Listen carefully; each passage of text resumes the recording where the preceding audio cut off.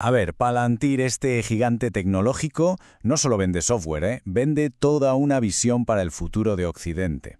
Hace poco publicaron un manifiesto que es en parte una declaración de intenciones y en parte un plan de batalla.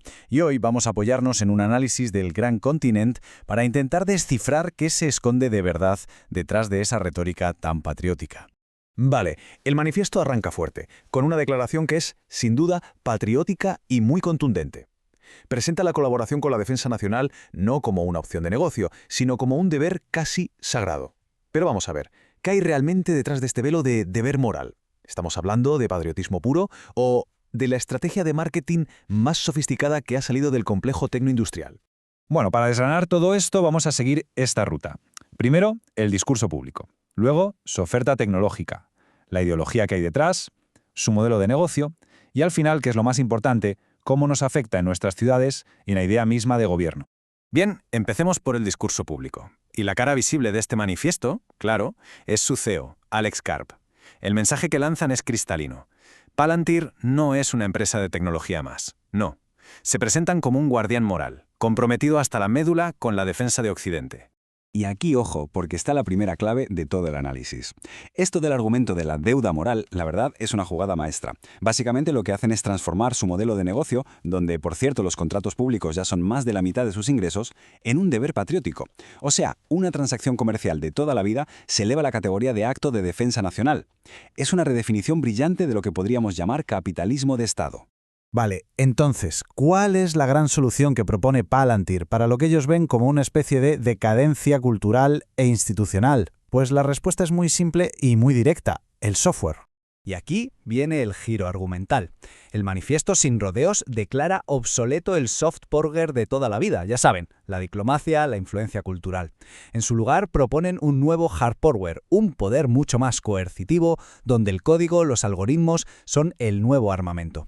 Y esto es lo que ellos entienden por hard power en la práctica. Ojo, porque no hablamos solo de armas, hablamos de una infraestructura total de vigilancia y de combate que fusiona lo civil con lo militar, procesando cantidades masivas de información para tomar decisiones de vida o muerte en cuestión de segundos.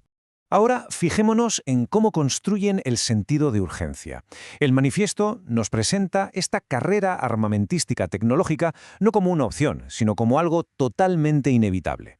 El argumento es, mientras Occidente se pierde en debates, nuestros adversarios ya están moviendo ficha. Y esta es una táctica retórica, la verdad, muy potente, porque claro, al presentar cualquier debate ético o democrático sobre la IA militar como un debate teatral que solo ayuda al enemigo, pues lo que intentan es cerrar la discusión antes de que ni siquiera empiece. De repente, deliberar, debatir, se convierte en un lastre, en algo peligroso para la seguridad nacional. Muy bien, ahora vamos a levantar otra capa. Vamos a ir un poco más allá, para ver las raíces filosóficas, ideológicas, que se esconden justo debajo de esa superficie tan pragmática y patriótica del manifiesto. A ver, lo que es fascinante de este cuadro es cómo conecta las ideas del manifiesto con corrientes de pensamiento muy específicas. Por ejemplo, esa crítica a la decadencia de las élites, o la idea de que el conflicto es necesario. Todo eso bebe directamente de pensadores como Peter Thiel, cofundador de Palantir, o de Curtis Yarvin, una figura clave del llamado pensamiento neorreaccionario. Este pensamiento, para que nos entendamos, aboga por reemplazar las democracias por estructuras de poder mucho más autoritarias y tecnocráticas. Así que esto nos revela una base ideológica que es profundamente antiliberal. Entonces, el punto clave aquí es entender que estamos en realidad ante un doble discurso. Por un lado, tienes el mensaje exotérico, el que es para el gran público, donde se usa el lenguaje de la democracia, de la república, todo muy correcto. Pero luego está el mensaje esotérico, el que es para los iniciados. Y ahí es donde se dibuja un proyecto mucho más radical: reformar el Estado desde dentro, cambiando la legitimidad democrática por la pura eficacia tecnológica. Bueno, y ahora veamos cómo esta ideología no se queda en el papel, no es solo teoría, sino que se refleja a la perfección en la estrategia corporativa de Palantir para meterse hasta la cocina del Estado. El modelo tiene un nombre muy descriptivo: Land and Expand, o sea, aterrizar y expandirse. La cosa empieza con un contrato pequeño, modesto. A partir de ahí, sus ingenieros se integran directamente en la agencia cliente, reorganizan toda la estructura de datos para que todo dependa de su software. Y el objetivo final, claro está, es volverse absolutamente indispensables. Y esto nos lleva a un concepto clave en el mundo del software: el vendor locking, el bloqueo de proveedor. Es básicamente la meta final de su estrategia. Una vez que una agencia del gobierno depende por completo del ecosistema de Palantir, salir de ahí es tan caro y tan complejo que en la práctica es imposible. El Estado literalmente se convierte en un cliente cautivo. Pero ojo, que esta visión del mundo no se queda en los despachos del Pentágono o en documentos estratégicos. Vamos a ver su traducción urbana, su impacto directo en la vida de todos nosotros a través de un caso de estudio que es muy revelador. Vale, ¿y cómo se materializa toda esta visión tecnológica a pie de calle? Pues un ejemplo paradigmático lo tenemos en Nueva Orleans. Allí, durante 6 años, se estuvo usando un sistema de policía predictiva con la tecnología de Palantir.